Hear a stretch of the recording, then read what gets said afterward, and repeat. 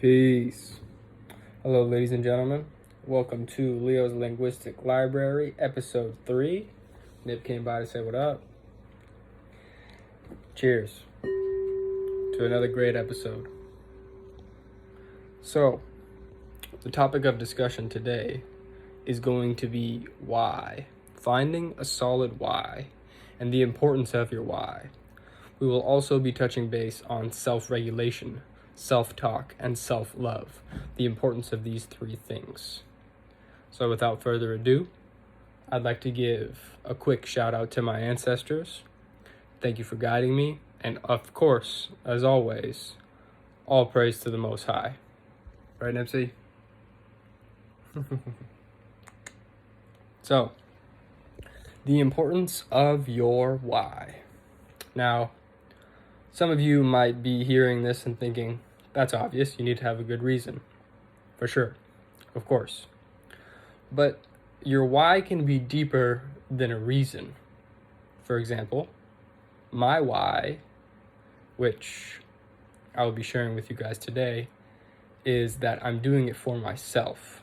And you might think that's quite surface level. But as you'll see as we conversate today, doing it for yourself is one of the deepest whys you can have. And I'll ask you to do a quick, exercise. Take out a piece of paper, whether you do it now or later, take a mental note if you plan on doing it later. And I want you to ask yourself, why do you do what you do every single day? And not just once. I want you to ask yourself 7 times. 7 times, right? It's funny, that's what Nip would always throw up that. But regardless, I need you to ask yourself 7 times. Why? You may ask, no pun intended. Because it's going to force you to think. And one of the most difficult things a man can do is to think. Most people don't understand this because they don't think. You need to conceptualize. Use your imagination, right? Introspect. Introspection is one of the most valuable gifts you can give yourself. Because through introspection, you can actually reshape your past. You can forget about negative things that have happened to you, which is good if it's surface level. If there are more traumatic experiences, I would highly suggest that you sit with those emotions, allow them to resurface, so that you can recontextualize those previous experiences. Now, what do I mean by recontextualization?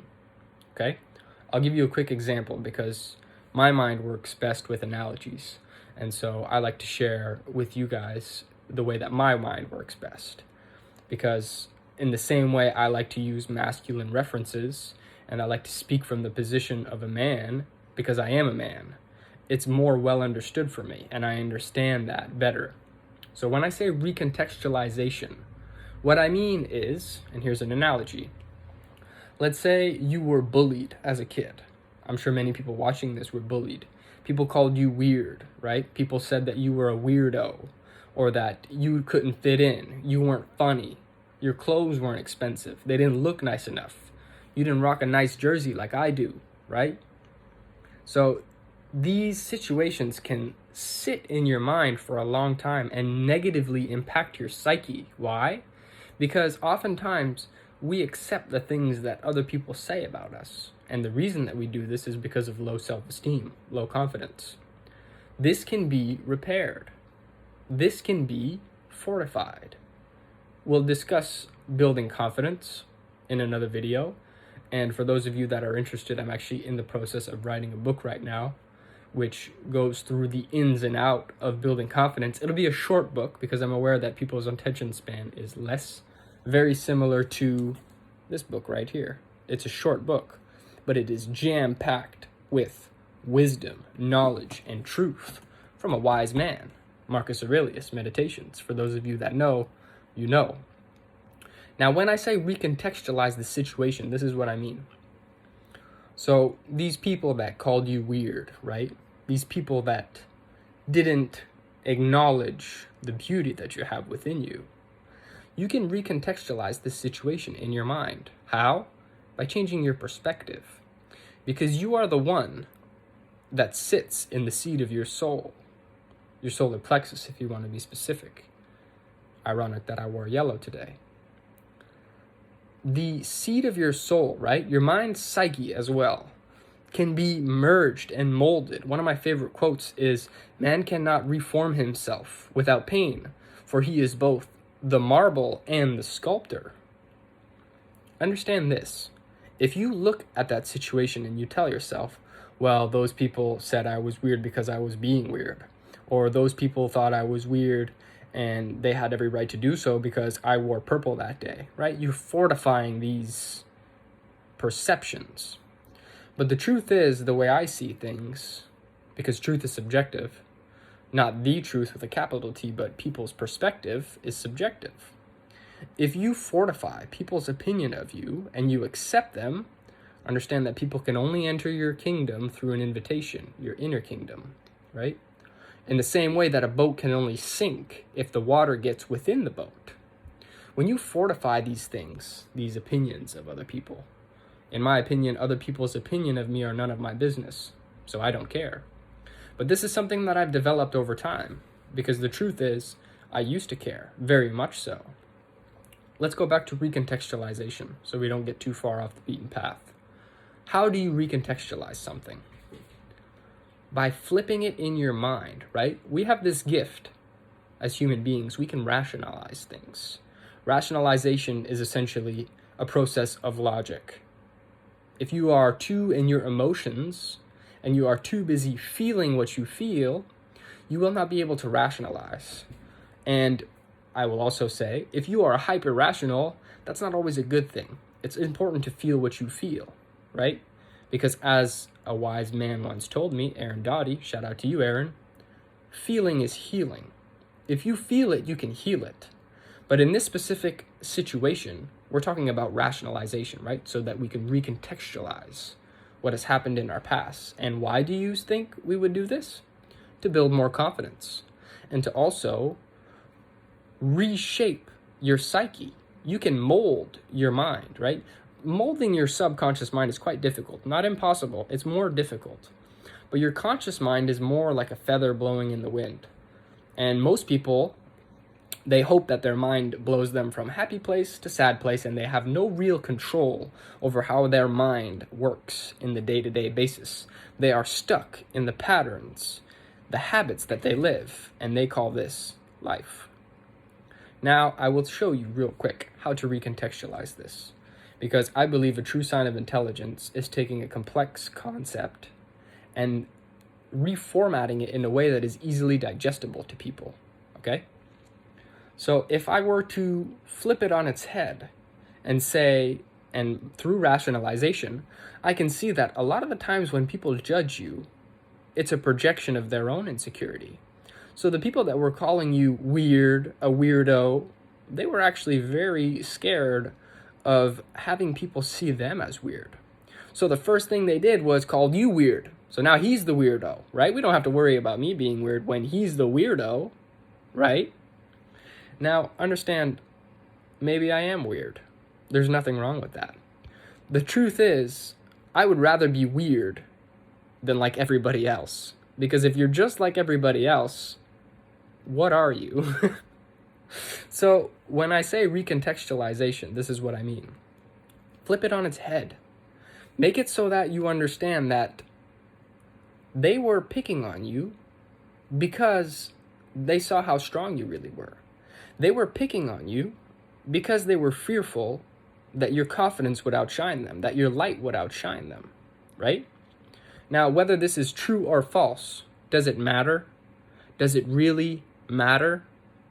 Because if you can set up the proper foundation to which you can walk through life feeling like you have an iron mindset, feeling like you are the man, that is more important than anything, in my opinion.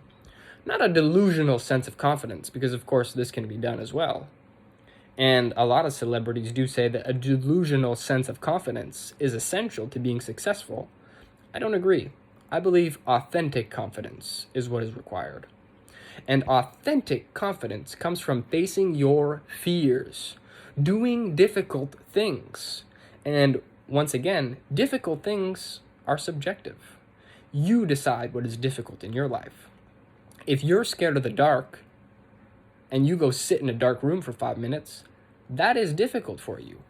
If you're not scared of the dark and you go sit in a dark room for 5 minutes, you just meditated in the dark.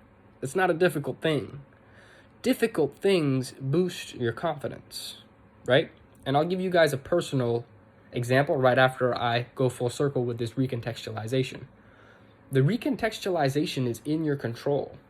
It is a weapon in your arsenal that you have access to. It's just that you haven't been sharpening this weapon. You haven't been utilizing this weapon in the same way that I see proper articulation as a weapon in your arsenal.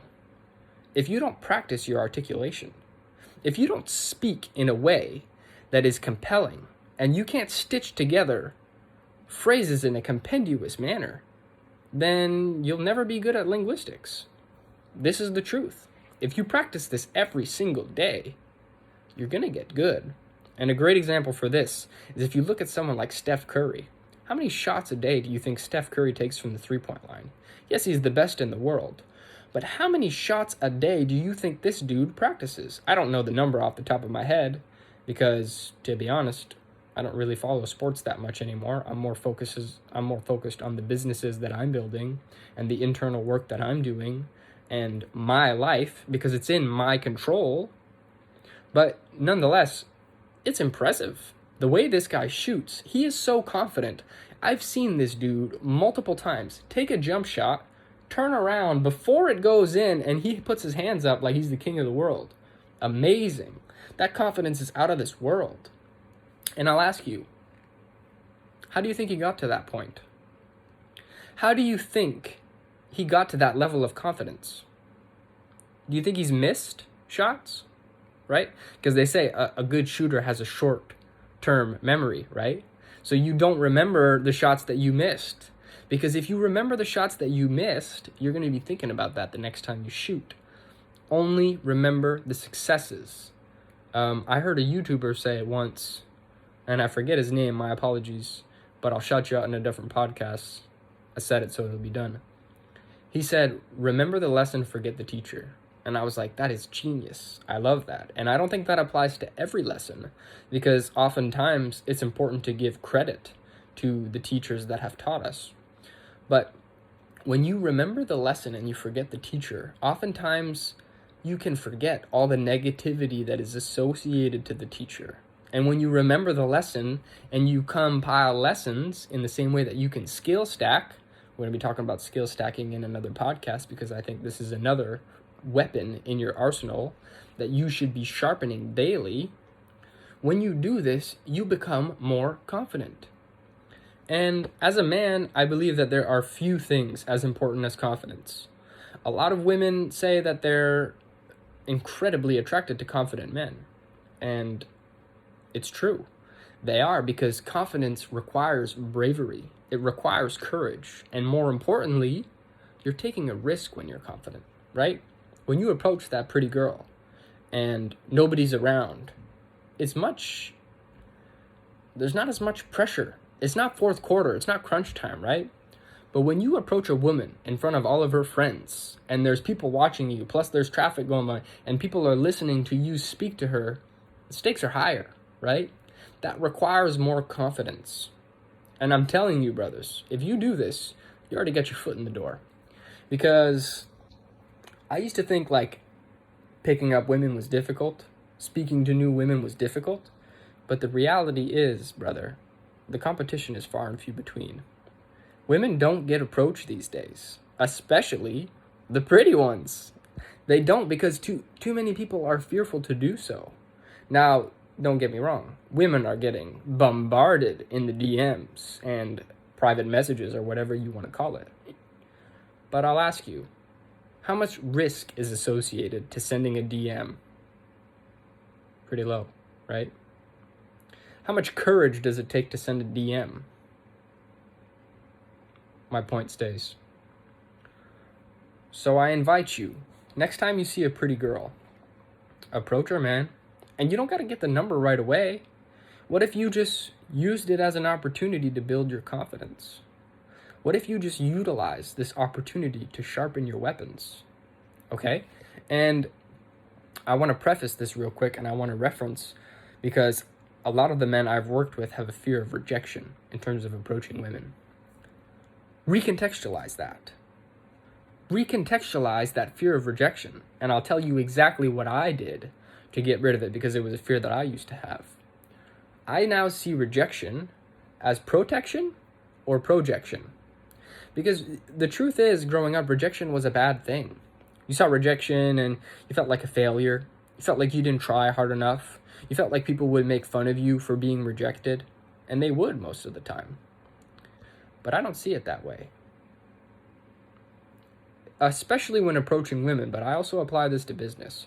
Rejection is either protection or projection. I'll dive into that real quick before I wrap up this video. This podcast, this Triple L. What do I mean by protection? Maybe this girl had some issues that you weren't aware of because you were too busy looking at the curves.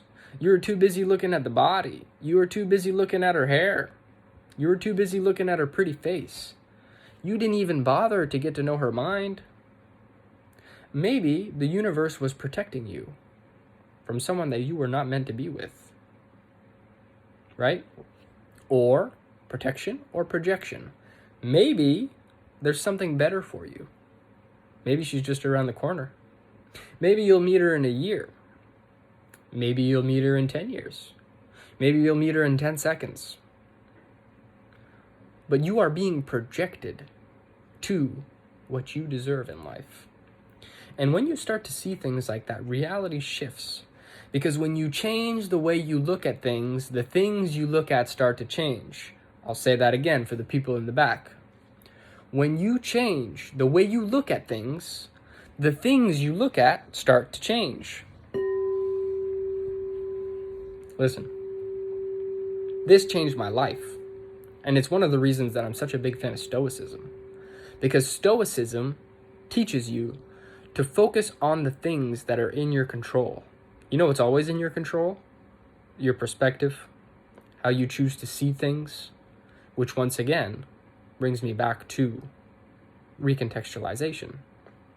Also, there was 3 things I mentioned at the beginning that I wanted to touch base on, right? Self-regulation, self-talk, and self-love. These are 3 things that are in your control, brother. These are 3 things that are in your control, sister. Right? So let's start with self-regulation.